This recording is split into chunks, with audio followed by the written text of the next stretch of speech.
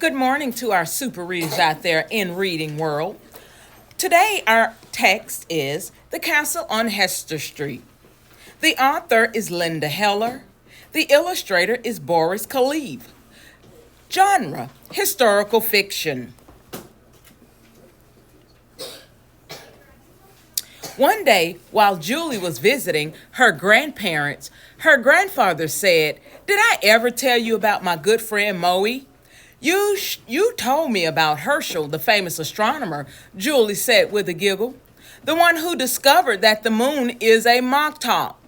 And you told me about Bessie, your little cousin whose braids were so long she used them for jump ropes. But you never told me about Moshe."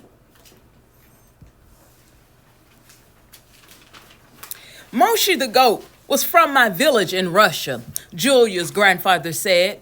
"He pulled the wagon I rode in when I came to America. Not only could Moshe leap across the ocean the way not only could Moshe leap across oceans the way others jump over puddles, but he could sing.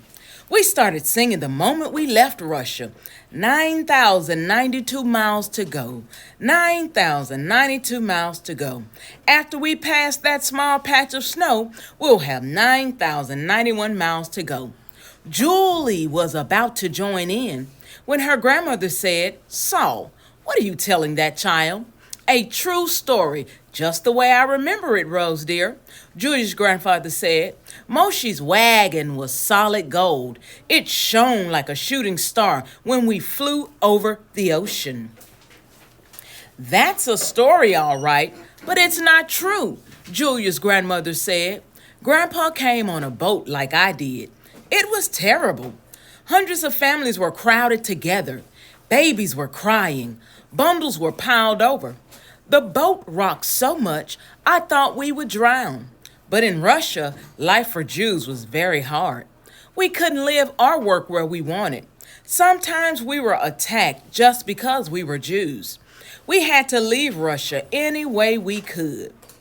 As her grandmother spoke, pictures grew in Julia's mind of her grandparents leaving their country and crossing a rough winter ocean on a boat so crowded they could hardly move. "Grandpa, is that how you really came?" Julia asked, looking sad. "Yes, it was," Julia's grandfather said. He too looked sad, until he had added, "But what a welcome I got when I arrived. President Theodore Roosevelt rode his horse through a blizzard of ticker tape to greet me. 'Hello, Saul,' he said. 'Mighty glad you could come.'" "Don't listen to another word," Julia's grandmother said. "Grandpa's brother Morris met him. The boat docked first at Ellis Island. We sat for hours and waited to be inspected. Not everyone who came could stay. If you were sick, you had to go back. I was so afraid they would find something wrong with me. But thank God I passed every test." "Hooray!" Julia shouted. "Thank you, dear," Julia's grandmother said. And she gave her a kiss and said, "I have something to show you." Then she went to the closet. Julia's grandfather leaned closer and whispered to Julia, "Everyone who came here was given a castle. Mine was on Hester Street. It was so tall, the pigeons couldn't fly all the way up to the roof. I had to carry them up there." Julia's grandmother came back to the sofa carrying a box. "Did Grandpa tell you about the terrible little room he shared with Louis, the cigar maker, and Herman, the tailor?" she asked as she sat down. "In those days, people had to take in boarders to help pay the rent. Life was hard. Grandpa had a push cart. He sold buttons 14 hours a day, 6 days a week. The only rest he got was on Sabbath." "Poor Grandpa," Julia said, and she patted his hand. Julia's grandfather was quiet for a moment. Then he said, "But what buttons I had! Buttons carved from diamonds, emeralds, and rubies. Buttons as big as saucers. Buttons as big as plates. Buttons you could use as sleds in the snow." Julia's grandmother sighed loudly. Grandpa sewed small buttons, small enough to fit through buttonholes. I'll show you, she said as she opened the box. The box was filled with photographs. Julia's grandmother took out an old photograph in a cardboard frame. In it, Julia's grandfather stood next to his pushcart, which was full of little buttons. Grandpa looks so strong, Julia said, feeling proud. Julia's grandfather found a photograph of a young girl and showed it to Julia. This is a picture of your grandmother, he said. She was famous in those days. Everyone spoke of Mr. Wickman's beautiful daughter Rose, who stayed home all day nibbling chocolate. Her 5 brothers had to watch so that nobody stole her. I worked 6 days a week in the factory, then sewing dresses. But I was very pretty, Julia's grandmother said, smoothing her hair. You are still very pretty, Julia's grandfather said, and he kissed her cheek. In Russia, your grandmother sewed for royalty. She made stitches so small they couldn't be seen. People wondered how the dresses stayed together. That part is true, Julia's grandmother said proudly.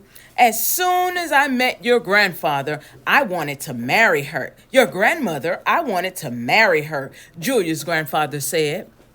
Every night, I hired fireflies to fly over her house and spell out Rose, my precious flower. I love you every hour. And Moshe and I sang love songs under her window. Finally, her father let me marry her. A year later, your mother was born. No one had ever seen such a beautiful child. Then Esther, Ruthie, and Benny were born, and they were just as beautiful.